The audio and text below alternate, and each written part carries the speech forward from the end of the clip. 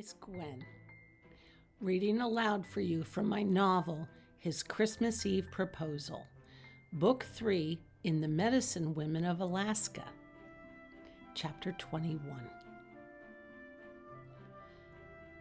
They completed the 3-mile hike around the lake and returned to the parking lot without incident. "I really enjoyed that walk," she said as they returned to his pickup truck. "It was great, wasn't it?" "I can't believe you've never gone on that trail before." "I know, I can't believe it myself. I guess I've been too busy. Let me help you up."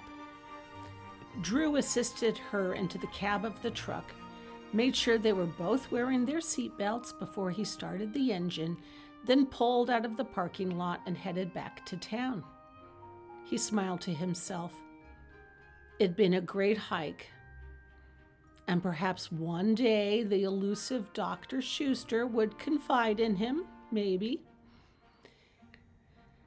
He'd been busy, sure. But ever since this new woman doctor came to town, he hadn't been the same. Admitting he'd fallen in love with Naomi was the first step to hopefully taking their relationship into a mutual direction. He wanted so much more from life, and she was that missing link. All the same, did she want the same thing? When Danielle had still practiced alongside him, he'd hoped that she'd start cutting back her hours a little, spend more time at home and with him, start a family. But it didn't work out that way. After she left him, he filled the void by working longer hours. There never seemed to be a shortage of patients. If he wasn't at his office, he was at the nursing homes or group homes for the disabled. He'd made his work his life.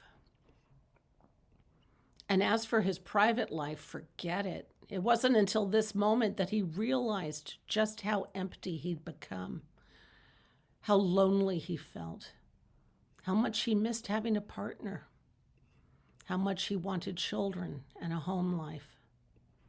He ached for it, for all of it. The Rutherford family name would probably die with Drew when he passed. He hadn't taken the time needed to get married, stay married, and start a family. And who knew about Paul? He couldn't see him settling down in the foreseeable future either. Yes, Drew was afraid of change. It terrified him. He liked the safety, continuity, and singular regularity of his life. He opened Naomi's passenger side door and held out his hand to help hoist her down off the seat and safely onto the street when a loud rumbling caught his attention. He and Naomi craned their necks toward the mountain where the hotel was being built. At first, all he saw was mist, but then he saw something else high up on the hillside, something troubling. His cell phone chirped. Paul. "Hey," he said into the phone, "what's going on? Did you hear that?" Yeah, I heard something, and then the ground shook. There's been an avalanche up on Mount Holly, right up by the site where they're putting in that hotel." Naomi gazed up at him, her blue eyes huge and scared. "How many people hurt?" he asked. "A lot," Paul said, his voice breathless, "and more people are missing." "Oh my God," Naomi said. "Can you and Dr. Schuster grab your medical kits and get up here stat? And I need you to put out the word to all the surrounding areas that we need help." "Yes, she's here with me. I'll call Phyllis and have her do the calling. We'll get there as soon as we can." Drew clicked off. "An avalanche?" Naomi asked. She pointed to the mountain. "Up there, where the resort is? You've got good ears." "I do," she said, "but your brother was also yelling. I could have heard him from a mile away." He's excited, all right, Drew said. I'll tell Phyllis to put out an alert to all first responders and get my medical kit. I'll get my medical kit, too. He gazed down at her. Are you sure you want to do this? I want to help. Okay, thank you so much. For what? For wanting to help. Why wouldn't I? Oh, Naomi, if you only knew.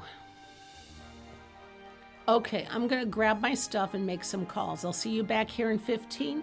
Sounds good. And off she ran. He glanced back up to the mountaintop, and now that the mist had cleared, he saw people on the hillside. A lot of yelling and screaming and a lot of panic. His heart thudded dully against his chest. He rolled his shoulders and ran across the street to his clinic. He needed to hurry. Everything depended on it.